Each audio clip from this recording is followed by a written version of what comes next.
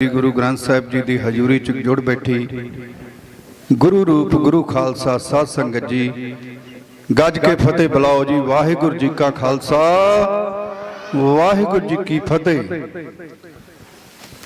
भाई साहब भाई सतिंदरपाल सिंह जी अखंड कीर्तनी जथे वाले लुधियाने वाले आप सब संगतां नूं गुरु चरनां नाल जोड़ रहे सन। भाई साहब का गुरुद्वारा साहब की समुची प्रबंधक कमेटी वालों बहुत बहुत धन्यवाद किया जाता है कि भाई साहब बहुत ही चढ़ती कला वाले शब्दों के नाल सारी संगत नूं गुरु चरनां दे नाल जोड़िया। अज तो 15-20 साल पहला भाई साहब की एक टेप रिकॉर्ड हुई सी सुण वडभागिया कि भाई साहब उस टाइम 10 भी इन्हां दे कोल बैठा सी ते बहुत चली सी ओटे सुण वडभागिया। सो बहुत बहुत धन्यवाद किया जाता भाई साहब की समुचे जिन्ने भी जथे का कि आप सब ने आके संगतां नूं गुरबाणी कीर्तन दे नाल निहाल किया। ते गुरु प्यारी साध संगत जी हुण संगतां दे विचकार भाई साहब सिंह जी मारकंडे वाले साडे विचकार ने। सो साडी बेनती संगतां दी कबूल की भाई साहब ने ते भाई साहब अज संगतां दे विचकार दर्शन देण लई आए ने। बहुत बहुत धन्यवाद किया जाता समुची प्रबंधक कमेटी वालों भाई साहब का। बाकी सब संगतां जाणदियां ने कि सचखंड श्री हरमंदर साहब तो गुरुद्वारा मंजी साहब दीवान हाल तो भाई साहब अक्सर ही जिहड़े वो संगतां नूं दर्शन दिंदे ने और अपनी कथा कीर्तन दे नाल निहाल करते हैं। सो एक बार फिर बहुत बहुत धन्यवाद। सतनाम करता पुरख निर्भव निर्वैर अकाल मूरत अजूनी सैभं गुर प्रसाद। प्रभ दातो दातार परयो जाचक एक शरणा। मिले दान संत रेन जेह लग भोजन तरना। बिनत करो अरदास सुनो जे ठाकुर भावे। देहो दरस मन चाओ भगत एह मन ठहरावे। बलियो चिराग अंधियार में सब कर उदरी एक नाम धर्म। प्रगट सगल हर भवन में जन नानक गुर पार ब्रह्म। जो तो प्रेम खेलन का चाओ सिर धर तरी गली मेरी आओ। इत मार्ग पैर धरी जय सिर दीजय कान न कीजय। शहीद की जो मौत है वो कौम की हयात है। हयात तो हयात है वो मौत भी हयात है। गगन मामा बाजेओ परयो निशाने गाओ। खेत जो मांड्यो सूरमा अब जूझन को दाओ। सूरा सो पहचानी है जो लड़े दीन के हेत। पुरजा पुरजा कट मरे कबहू न छाड़े खेत। जागदी जोत ज़हरा ज़ुहूर हाजरा हजूर। सर्व कला भरपूर चबर छतर तखत माला। जुगो जुगो टल सतगुरु धन धन। श्री गुरु ग्रंथ साहिब जी की पावन पवित्र हजूरी अंदर जुड़ बैठी साध संगत जीओ। मन बिरतियां नूं एकाग्र करो, ਗੁਰੂ ਚਰਨਾਂ ਨਾਲ ਜੋੜੋ ਅਤੇ ਰਸਨਾ ਦੀ ਪਵਿੱਤਰਤਾ ਲਈ ਗੁਰੂ ਪਾਤਸ਼ਾਹ ਦੀ ਬਖਸ਼ੀ ਹੋਈ ਫਤਿਹ ਗੱਜ ਕੇ ਗਜਾਓ, ਕੋਈ ਰਸਨਾ ਖਾਲੀ ਨਾ ਰਹੇ। ਵਾਹਿਗੁਰੂ ਜੀ ਕਾ ਖਾਲਸਾ, ਵਾਹਿਗੁਰੂ ਜੀ ਕੀ ਫਤਿਹ। ਗੁਰੂ ਕੇ ਸਿੱਖ ਲਈ ਗੁਰੂ ਨਾਲ ਜੁੜਨ ਵਾਸਤੇ ਤਿੰਨ ਸੋਮੇ ਹਨ। ਇੱਕ ਹੈ ਸ੍ਰੀ ਗੁਰੂ ਗ੍ਰੰਥ ਸਾਹਿਬ ਜੀ ਦੀ ਬਾਣੀ, ਦੂਸਰਾ ਹੈ ਬਾਣੀ ਦਾ ਕੀਰਤਨ ਕਰਨਾ ਤੇ ਸੁਣਨਾ, ਤੀਸਰਾ ਹੈ 10 ਗੁਰੂ ਸਾਹਿਬਾਨ ਦੇ ਇਤਿਹਾਸ ਨੂੰ ਸੁਣਨਾ ਔਰ ਉਹਨਾਂ ਸਿੰਘ ਸਿੰਘਣੀਆਂ ਦੇ ਇਤਿਹਾਸ ਨੂੰ ਸੁਣਨਾ ਜਿਨ੍ਹਾਂ ਨੂੰ ਅਸੀਂ ਰੋਜ਼ ਅਰਦਾਸ ਵਿੱਚ ਯਾਦ ਕਰਦੇ, ਜਿਨ੍ਹਾਂ ਨੇ ਧਰਮ ਹੇਤ ਕੁਰਬਾਨੀਆਂ ਦਿੱਤੀਆਂ, ਚਰਖੀਆਂ ਤੇ ਚੜੇ, ਖੋਪਰੀਆਂ ਲੋਹਾਈਆਂ, ਆਰਿਆਂ ਨਾਲ ਤਨ ਚਿਰਵਾਏ, ਜਿਉਂਦੇ ਅੱਗਾਂ ਵਿੱਚ ਸਾੜੇ ਗਏ, ਧਰਮ ਹੇਤ ਕੁਰਬਾਨੀਆਂ ਦਿੱਤੀਆਂ, ਪਰ ਸਿੱਖੀ ਸਿਦਕ ਕੇਸਾਂ ਸੁਆਸਾਂ ਸੰਗ ਨਿਭਾਇਆ। ਤਿੰਨਾਂ ਦੀ ਕਮਾਈ ਦਾ ਧਿਆਨ ਧਰ ਕੇ ਬੋਲੋ ਜੀ ਵਾਹ। ਇਹ ਤਿੰਨ ਸੋਮੇ ਹਨ ਜਿਹੜੇ ਸਾਨੂੰ ਰੋਜ਼ ਇਹ ਪ੍ਰੇਰਦੇ ਹਨ। ਆਵੋ ਸਿੱਖ ਸਤਿਗੁਰੂ ਕੇ ਪਿਆਰਿਓ, ਗਾਵੋ ਸੱਚੀ ਬਾਣੀ। ਆਏ ਮਿਲ ਗੁਰਸਿੱਖ ਆਏ ਮਿਲ, ਤੂੰ ਮੇਰੇ ਗੁਰੂ ਕੇ ਪਿਆਰੇ। ਹਰ ਕੇ ਗੁਣ ਹਰ ਭਾਮਦੇ, ਸੇ ਗੁਰੂ ਤੇ ਪਾਏ। ਇਕਾਗਰ ਚਿੱਤ ਹੋਵੋ, ਕਿਉਂਕਿ ਇਧਰ ਲੰਗਰ ਦੀ ਤਿਆਰੀ ਹੋ ਰਹੀ ਹੈ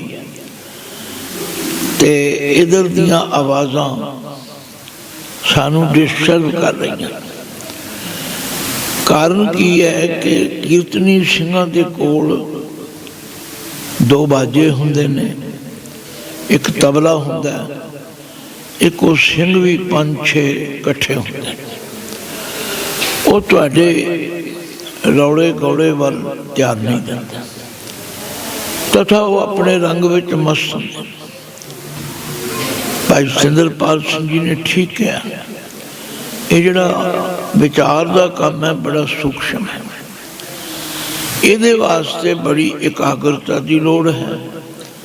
ਮੈਂ ਤਾਂ ਹਾਜ਼ਰ ਹਾਂ, ਪਰ ਜਿੱਥੇ ਤੁਸੀਂ ਸ਼ਾਂਤ ਚਿੱਤ ਬੈਠੇ ਹੋ ਉੱਥੇ ਇੱਕ ਅਧ ਸੇਵਾਦਾਰ ਉਧਰ ਵੀ ਖੜਾ ਕਰ ਦਿਓ, ਜੋ ਆਪਣੇ ਆਪ ਨੂੰ ਆਪ ਹੀ ਪੇਸ਼ ਕਰੇ ਤੇ ਉਹਨਾਂ ਨੂੰ ਗੱਲਬਾਤ ਕਰਨ ਤੋਂ ਹੱਥ ਜੋੜ ਕੇ ਸਮਝਾਵੇ।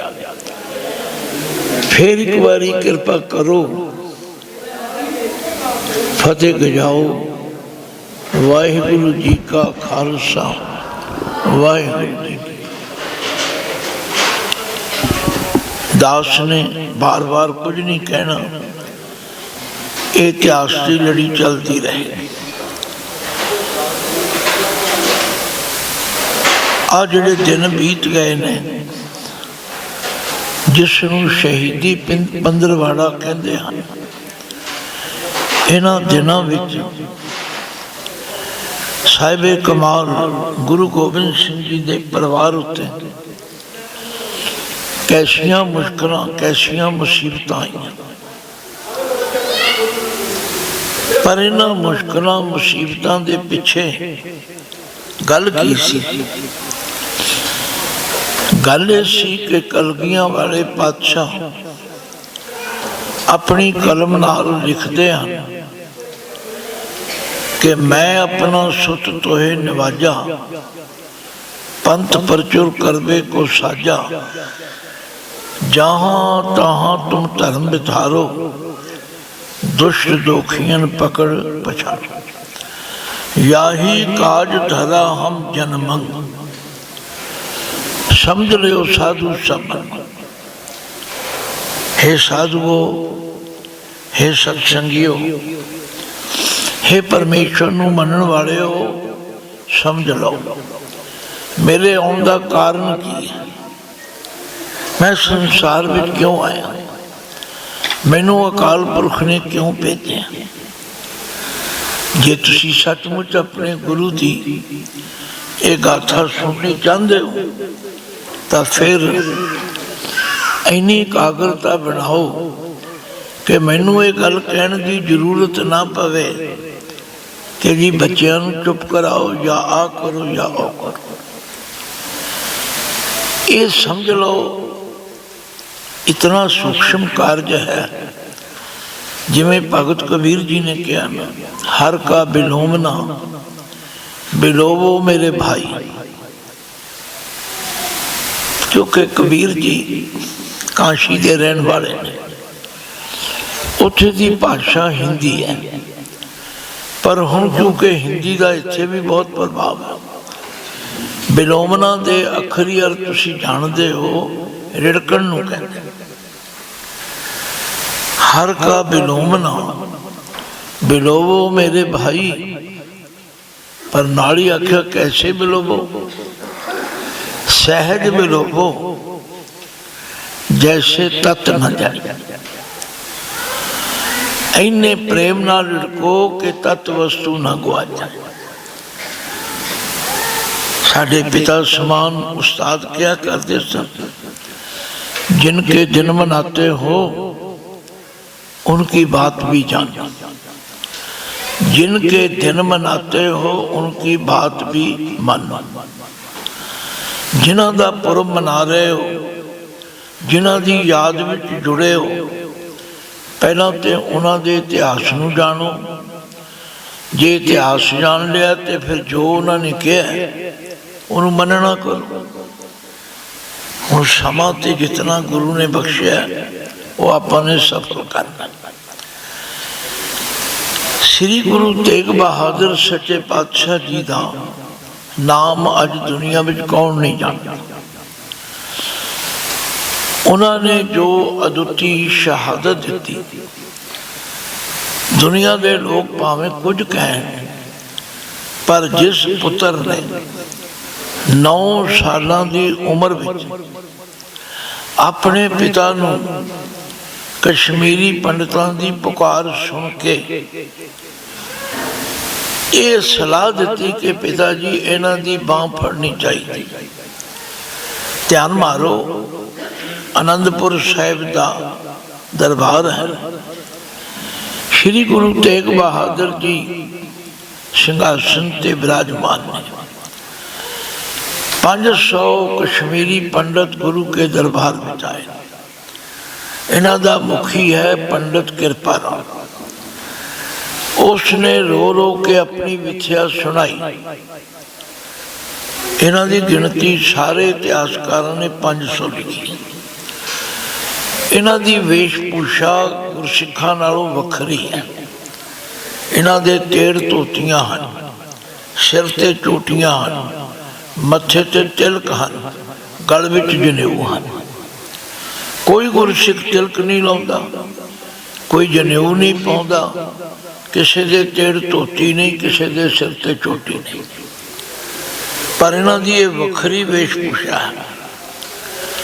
इन्हां दी गिनती भी 500 है। इन्हां ने गुरु तेग बहादुर जी के दरबार में आके रो रो के अपनी विथ्या सुनाई। हे पातशाह, तुसी गुरु नानक की गद्दी दे वारस हो। साडा धर्म संकट में, सानू समय की सरकार वालों मजबूर किया जा रहा। या अपना धर्म बदलो या मरन लई तैयार हो। हुण असीं जाइए तो किहड़े पासे जाइए। मंदिरां विच असीं जा आए हैं, टल असीं खड़का आए हैं, अमरनाथ की गुफा विच भी जाए, साडी किसी ने कोई फरियाद नहीं सुनी। हुण असीं गुरु नानक के दर ते आए हैं, क्योंकि सुनिया है कि एक घर निमाणिया का मान है, नताणिया का ताण है, निउटिया की ओट। जे साडी इत्थे बांह फड़ी ना गई, असीं कित्थे जाइए। गुरु पिता ने इन्हां दी सारी विथया सुनी।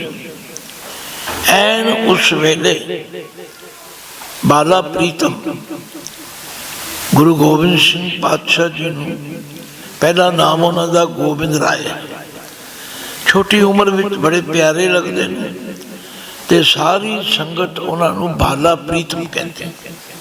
बाला मैना बालक, प्रीतम का मतलब है प्रीत का मुजस्समा, जिहड़ा हर एक नूं अपने वल खिंच लगे।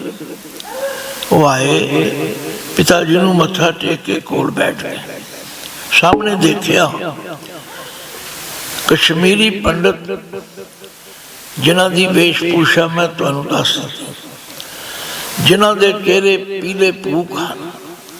जदों किसी नूं कोई चिंता होवे फिर उसके चेहरे उत्ते उदासी आ जाती, उसकी अंदरली तकलीफ चेहरे उत्ते आ जाती।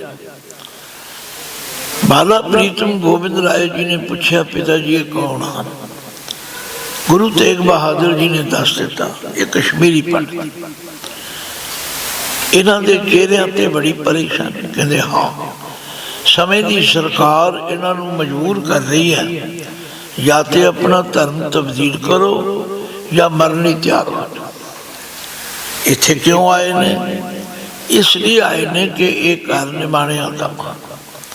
आहा, 9 साल की उम्र है।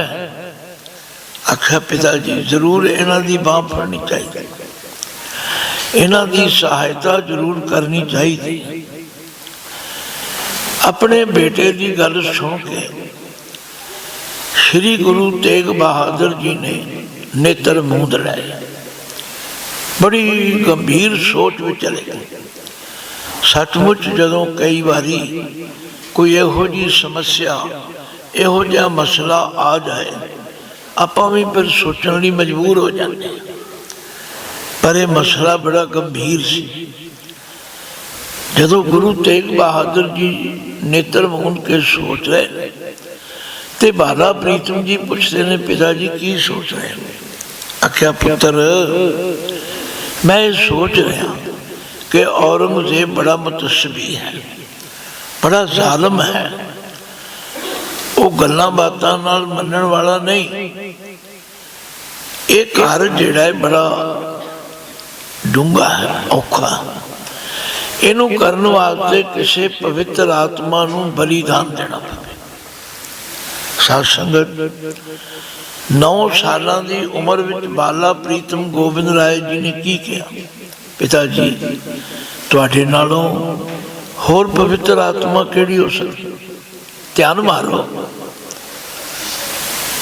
एक पुत्र वालों पिता नूं यह सलाह देने का की अर्थ है? साडे वर्गे 50-50, 60-60 सालों के बंदे सोचां विच पै जाते। बाला प्रीतम जी ने यह गल किवें कहती, इसका मतलब की निकलता है? जिसके सिर तो पिता का साया उठ जाए वो फिर यतीम हो जाता है। यतीमां की दुनिया बड़ी अजीबो गरीब होती है। पुत्र की गल सुन के गुरु तेग बहादुर जी ने फिर सोचा, पिताजी हुण की सोचते? आख्या पुत्र, जिथे मैं गुरु नानक की गद्दी का सेवादार हाँ, उत्थे मैं एक पिता होने के नाते सोचता कि तुहाडी उम्र बहुत छोटी। आख्या पिताजी मेरे बारे सोचते? जो बाला प्रीतम जी ने शब्द कहे किसी कवि ने 2 लाइनों में लिखा। उन्होंने कहा, जब थे माता उदर में तब रखा था सोए, अब तो वह 9 साल के, क्यों ना सहाय हुए। पिताजी, जिस अकाल पुरख ने माता के गर्भ में मेरी राखी की, हुण तो मैं 9 साल का हो गया। साध संगत, हिंदुस्तान भारत वर्ष के लोग कदे भी कलगियां वाले दा, गुरु तेग बहादुर जी का उपकार भुल नहीं सकते, भुलना नहीं चाहिए।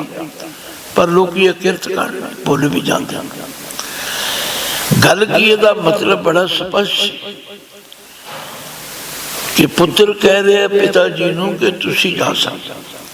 हुण जिहड़े बुद्धिवान अपने आप को खुआते हैं वो फिर कई तरह के किंतु परंतु करते हैं। इन्नी छोटी उम्र च इन्नी वड्डी गल, अरे भाई असी नहीं कह सकते, वो कह सकते। क्यों? उन्होंने पता है हम एकाज जगत मोह आए, हम एकाज जगत मोह आए, हम एकाज जगत मोह आए, हम एकाज जगत मोह आए। जिन्नी क संगत आ गई है मैनू पता है हुण तुसीं होर आउण वाले नहीं आ गए ने, पर तुसीं ते अपनी रचना पवित्र करो। मेरे ते कथा करन दा या पढ़ाउण दा तरीका यही है। नाल नाल चलोगे तुहानू आनंद आएगा, तुहानू इतिहास याद हो जाएगा, तुसीं अपने बच्चों नू भी सुना सकोगे। बाला प्रीतम गोविंद राय जी नू पता है हम एकाज जगत मोह आए, हम एकाज जगत मोह आए, हम एकाज जगत मोह आए, हम एकाज जगत मोह आए। धर्म हेत गुरुदेव पठाए, धर्म हेत गुरुदेव पठाए, धर्म हेत गुरुदेव पठाए, धर्म हेत गुरुदेव पठाए। अपने स्वार्थ लई, अपने मतलब लई सब दुनिया सब कुछ करती।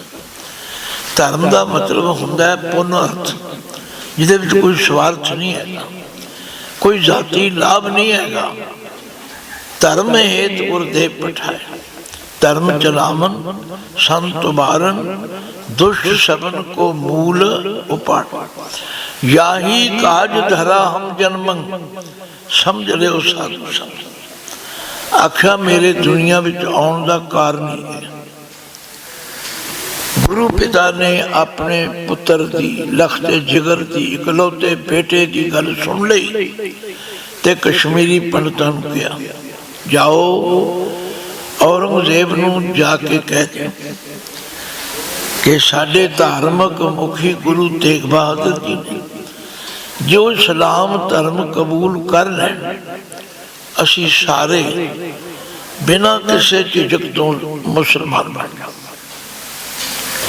कश्मीरी पंडित चले गए, उन्होंने कश्मीर के गवर्नर राही एक खबर ये सुनिया औरंगजेब तक पहुंचा दिया। औरंगजेब ने सोचा ये गल सौखी है, किसी एक नूं मनाउणा सौखा है, बहुतियां नूं कतलेआम करन दा की फायदा। उसने गुरु तेग बहादुर जी नूं बुलाउण लई अपने सरकारी बंदे दिल्ली तो भेज दिते। वो आनंदपुर साहिब पहुंचे, टाइम लग्या, पर गुरु तेग बहादुर जी पहले ही चल पे, क्योंकि उन्होंने कोई टाइम टालिया नहीं सी, कोई उन्होंने गल नूं टालण दा यतन नहीं किया। वो धर्मी सन, उन्हों की आत्मा बड़ी शुद्ध सी। उन्होंने बकाले दे अंदर बैठ के सालां साल परमात्मा की बंदगी की। मैं इस तरह क्या करदा कि जिमें किसी विद्यार्थी ने वजीफे का इम्तिहान पास करना होवे, वो फिर बड़ियां रातां जागदा है, मेहनत करता है। सचमुच गुरु तेग बहादुर जी ने इस बहुत बड़े कार्य नूं करना सी। उन्होंने सालां साल बकाले नगर विच रह के बंदगी की, और कलगियां वाले पातशाह ने अपनी कलम ना लिखिया तात मात मुर अलख अराधा, बहुविध योग साधना साधा। तात कहते ने पिता नूं, मात कहते ने माता नूं। मेरे माता पिता ने बहुत परमात्मा की बंदगी की। जदों कोई पुरुष करता है ना तो स्त्री का हिस्सा पूरा होता है। जे गुरु तेग बहादुर जी बंदगी कर रहे हैं तो माता गुजरी जी ने कोई कसर नहीं कढ़ी। उन्होंने भी पूरा तप त्याग किया, अपने पति जी की सेवा विच उन्हां दी हर लोड़ पूरी की। तात मात मुर अलख अराधा, बहुत बड़ी योग साधना साधा, तिन जो करी अलख की सेवा, ताते वह प्रसन्न गुरुदेव। तिन प्रभ जब आए समझ दिया, तब हम जन्म कलू में लिया। देखो किस तरह ये सारी गल जुड़ती है, इनू जोड़ के वेखना पवेगा। मुक्ति गल गुरु तेग बहादुर जी ने आनंदपुर साहिब तो चाले पा दिते। 5 गुरसिख नाल ने, भाई मतीदास, भाई सतीदास, भाई दयाला जी, भाई गुरदिता जी ते भाई उदा जी। हो सकता है कोई नामां विच कई इतिहासकारां ने कोई फर्क नहीं, पर ये तुर पे। गुरु तेग बहादुर जी का मकसद संगतां नूं जागरूक करना भी। दुनिया का इतिहास पढ़ के देखो, हमेशा कातल मकतूल को चल के जाता है, पर यह बड़ी विलक्षण बात है कि इत्थे मकतूल आप कातल को चल के जा रहे। ये भी इतिहास की एक वखरी बात है। गल की गुरु तेग बहादुर जी सारे पंजाब विचों, बांगर विचों, हरियाणे विचों हुंदे हुए आगरे जा पहुंचे, उत्थे जाके गिरफ्तारी दी। औरंगजेब के हुक्म नाल गुरु तेग बहादुर जी ते गुरसिखां दिल्ली लिआंदा गया। उत्थे भूतां वाली हवेली कही जाती, उहदे विच रखे। ये सब साजिशां ने। वो नहीं जानते कि गुरु तेग बहादुर जी की शख्सियत कितनी उची है। वो कितने परमात्मा की बंदगी करके कितनी उची अवस्था में। जे तुहाडे विचों किसी ने जानना हो तो उन्हां दी बाणी पढ़ो। उन्हां दे 57 शब्द हैं, 59 श्लोक पढ़ो। एक एक श्लोक विचों तुहानूं पता लग जाएगा कि उन्होंने पर्सनैलिटी कितनी उची है। साधो ये तन मिथ्या जान, या भीतर जो राम बसता है, साचो ताय पछान। गुण गोविंद गायो नहीं, जन्मे अकारत की। मैं किन्ने श्लोक पढ़ के सुना। गल की गुरु तेग बहादुर जी नूं तिलक जंजू की राखी वास्ते अपना आप निछावर करना पिया। औरंगजेब ने 3 शर्तां रखियां। वो किहड़ियां शर्तां सन? या धर्म तब्दील कर लो, या करामात दिखाओ, या मरन लई तैयार हो। गुरु तेग बहादुर जी ने कहा, बादशाह राजियां दा काम नहीं हुंदा कि प्रजा के धर्म में दखलअंदाजी करे। तेरा धर्म तैनू मुबारक, साडा धर्म सानू मुबारक। धर्म आपो अपना ठीक हुंदा है, इहदे विच दखलअंदाजी नहीं करनी चाहिए। जिथे तिकर करामात की गल है, ये सानू नहीं शोभता। नाटक चेटक किए कुकाजा, प्रभ लोगन कै आवत लाजा। जिहड़ा लायक पुत्र हुंदा है, वो कदे पिता की बराबरी नहीं करता। असीं इहो जिहियां करामातां विच कोई विश्वास नहीं। ते जिथे तिकर मरण की गल है, उहदे लई असीं तैयार हो के आए। मैं जितना विस्तार करांगा तुहानूं जरूर उहदे विचों आनंद आएगा, पर समय नूं भी देखना जरूरी है। गुरु तेग बहादुर जी नूं एक पिंजरे विच बंद कर दिता। पिंजरे विच लोकी पंछियां नूं बंद कर दें, पर ऐसी पवित्र आत्मा नूं एक पिंजरे विच बंद कर दिता।